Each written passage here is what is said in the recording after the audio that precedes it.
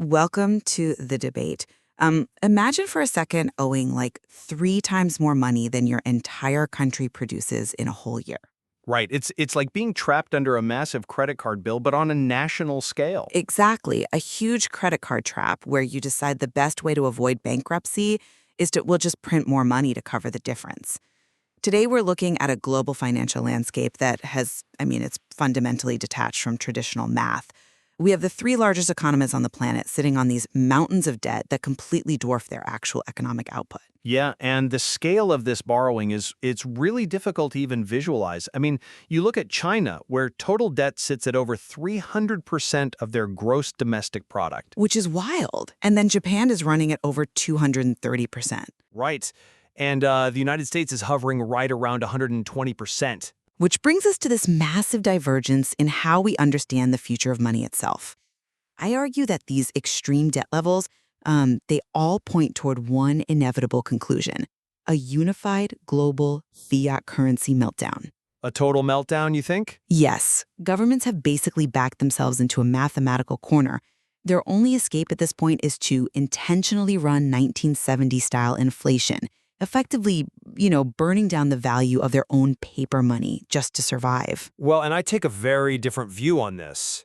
I argue that assuming we are heading for this uniform 1970s inflation fire, it completely ignores the localized structural traps that each of these economies has fallen into. How so? Because a massive property freeze in China is not the same disease as a currency crisis in Japan. This isn't just one single global meltdown. It's a series of really unique economic puzzles, meaning the future is incredibly foggy, not cleanly predictable like you're saying. Okay, well, let's unpack how a government actually handles debt of this magnitude, right? Because the mechanics of default are rarely straightforward. When a nation owes 230% of its GDP, like Japan, it mathematically cannot pay that back through normal taxation. No, of course not. You'd bankrupt everyone. Exactly. If you raise taxes high enough to pay off that debt, you crush your citizens and you destroy your own economy. And a sovereign nation certainly doesn't just officially declare bankruptcy and refuse to pay. Right, because that immediately destroys their entire banking system overnight. Exactly. So you are left with the stealth default. Ah, the invisible tax. Yes, exactly. You're left with a mechanism called financial repression. We saw this heavily utilized in the 1940s and again in the 1970s. Financial repression is essentially, like you said, an invisible tax. The government intentionally lets inflation run hotter than the interest rates they pay on their bonds. Right. Think about the basic math here. If inflation is running at 6%, meaning the everyday cost of living is going up, but the government only pays you 2% interest on the bond you bought from them, you are losing 4% of your purchasing power every single year. Every year, yeah. The government is effectively melting away the real burden of its debt at the direct expense of anyone holding their currency. It's a no-win trap for the citizen. I understand the mechanics of financial repression. It makes sense. But applying that as a blanket destiny for all these economies it's a leap I'm just not willing to make. Let's actually pressure test that idea by looking at Japan specifically. Sure. You claim they're going to use inflation to melt the debt, but Japan hasn't seen runaway inflation. They are trapped in a completely different mechanism. It's called yield curve control. Right, but yield curve control is just a tool to enable that exact same currency debasement. Well, let's explain how that tool actually functions, though, because I think it proves my point about structural traps. Yield curve control means the Japanese central bank artificially pins interest rates at zero. Right? If the free market tries to push interest rates up, the central bank steps in and says, no, we will physically buy every single bond in existence with newly printed yen to keep the rate exactly at zero. Because they have to. They absolutely have to. If rates rise even slightly, the interest payments on their massive debt would instantly bankrupt the country.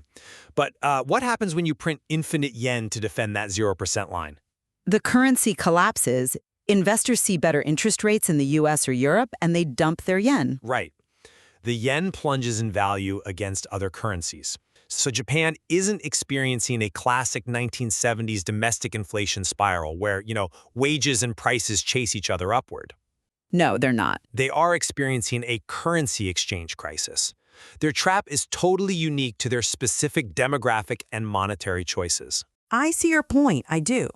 But the outcome for the everyday citizen is identical, whether your purchasing power is destroyed by domestic inflation at the grocery store or by your currency collapsing on the global stage, so imports cost more. Your money buys less. Well, sure, the pain feels similar. Right. The root cause is exactly the same. The government chose to print currency rather than accept a painful official default. Okay, but that assumes printing currency always leads to that fiery destruction of purchasing power.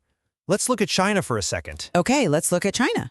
If the inevitable endgame of massive government debt is always runaway inflation, like you say, then why is the second largest economy in the world experiencing severe deflation right now? I mean, prices in China are actually dropping. China is a fascinating case, I'll give you that. But their deflation is a symptom of a popping bubble, not some permanent state. They have massive off-the-books debt. They do. It's tied up in what are called local government financing vehicles. These are essentially shadow debt engines. Local regions use them to fund just endless apartment buildings and infrastructure. Empty cities, basically. Yeah, bridges to nowhere. But now that massive property bubble is popped. And the central government is stepping in to print money and absorb those bad debts. Which brings us right back to my point. They are, but it's not causing inflation. Let's think about money in an economy like water in a city's plumbing system. Okay, I like that. The central bank controls the main reservoir. When they print money, they are pouring more water into that reservoir. But for the city to actually function, you need water pressure. You need the water to actually flow through the pipes to the businesses and the households. Right. The velocity of money. Exactly. In economics, we call that the velocity of money. It's a measure of how fast people are spending. Right now in China, the pipes are completely frozen. Because consumer confidence is totally shattered. Precisely. Millions of citizens are watching their life savings evaporate as housing prices drop. When people lose their wealth, they stop spending. They hoard whatever cash they have. The water pressure drops to zero. Wow. Yeah. Businesses have to slash prices just to survive. That is the fundamental mechanism of deflation. So the central bank can print all the money they want, pour all the water into the reservoir, but if the consumers are terrified and refuse to spend it, you don't get an inflation fire, you get an economic ice age. So if the global economy is a ship, you think the whole ship is catching fire with inflation, but I look at China and see the engine freezing with deflation. It's a much more complicated disaster. That is a brilliant analogy, really. But I challenge the idea that the pipes stay frozen forever. You think they'll thaw? Deflation is a psychological trap, absolutely. But history shows us that when a government faces a deflationary collapse, they will eventually pour so much water into that reservoir that the dam simply breaks. That's quite a claim. Well, look at it. The central authorities in China are trying to quietly paper over those local government losses right now. But eventually, that permanent medicine of money printing, it destroys the fundamental trust in the currency itself. Trust is fragile, yes. Once trust is broken, velocity violently reverses. People rush to spend their money on literally anything tangible before the cash loses more value. And suddenly, your ice age falls into an inflation inferno. Well, that is a very dramatic pivot. And, it might happen in a vacuum. But we aren't operating in a vacuum, which brings us to the elephant in the room, the United States. Let's talk about the U.S. We cannot talk about a global collapse of trust in fiat currency without addressing U.S. dollar hegemony. The United States simply does not operate by the same laws of physics as Japan or China. I'll concede that hegemony is a powerful shield, but I think you're vastly overestimating its durability right now. What does hegemony actually mean in practical terms? It means structural forced demand. The U.S. dollar is the global reserve currency. If South Korea wants to buy oil from Saudi Arabia, they generally have to pay for it in U.S. dollars. True. This system forces almost every central bank and major corporation on Earth to hold U.S. dollars and U.S. government bonds, just to participate in global trade. Because everyone needs our currency, the United States can run up astronomical debts, print massive amounts of money, and effectively export its inflation to the rest of the world. A privilege no one else has? Right. The global economy acts as a sponge for our debt. Japan and China do not have that luxury. Their systems are closed. Ours is the foundation of the world. They don't have that luxury, you're right. But math is still math, even for a global hegemon. Math always catches up. It does. Hegemony protects you from a sudden overnight currency collapse. Sure, but it does not protect you from the compounding mathematics of interest. Let's look at the actual numbers we are facing right now. The U.S. government is now paying over $1 trillion a year just to cover the interest on its national debt. Yeah, it is a staggering figure. I don't deny that. 1 trillion. We need to explain why that specific number is the breaking point. When a government issues a bond, it promises to pay the buyer a fixed yield or a coupon. Right. For the last decade, when interest rates were near zero, the U.S. could borrow trillions, and those coupon payments were tiny.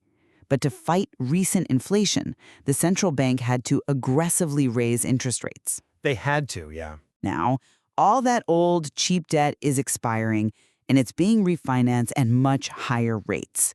That $1 trillion figure isn't paying down a single penny of the actual principal debt. Not a penny. It's just the carrying cost. It's the fee just to keep the lights on. And as that line item grows, it crowds out everything else. Exactly. When your interest payments start rivaling what you spend on national defense or major social programs, you enter a mathematical death spiral.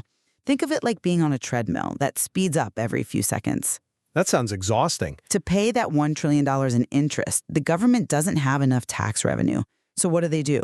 They have to issue new debt. They are literally borrowing money just to pay the interest on the money they already borrowed. The classic debt trap. Right. So how long can dollar hegemony protect a currency when the simple cost of servicing the debt consumes the entire budget? At a certain point, the global bond market looks at that math and realizes the U.S. has only two choices: officially default or print trillions to monetize the debt. And the market is already placing its bets on the printing press. Ah, you're referring to the movement of capital into alternative assets. I am. Look at how big money is behaving right now. Capital is actively abandoning government bonds and fleeing to hard assets. Why? Because of the exact mechanism of financial repression we discussed earlier. Go on. If you buy a 10-year government bond paying 4%, but you can see the mathematical certainty that the government must print trillions of dollars to avoid a debt spiral, you know that real inflation is going to run much higher than 4%. So you lose money holding it. Exactly. That bond becomes a guaranteed certificate of confiscation. Your wealth will slowly bleed out. So investors are running to hard assets: gold, silver, and Bitcoin. Let's pause and really examine that so-called flight to safety, because I interpret that market behavior very differently than you do. Okay, how so? You are portraying this movement into hard assets as this highly calculated, unified realization that an inflation inferno is imminent. I look at it and see blind panic in an incredibly foggy environment. How is buying a hard asset blind panic? They are assets with a strictly fixed or highly constrained supply. True, but you cannot print a bar of gold out of thin air to fund $1 trillion deficit. You cannot alter the mathematical code of Bitcoin to increase its supply cap beyond 21 million. In a world where paper currency is backed by unpayable, compounding debt, moving into an asset with zero counterparty risk, meaning it doesn't rely on a government keeping its promises, is the only logical lifeboat.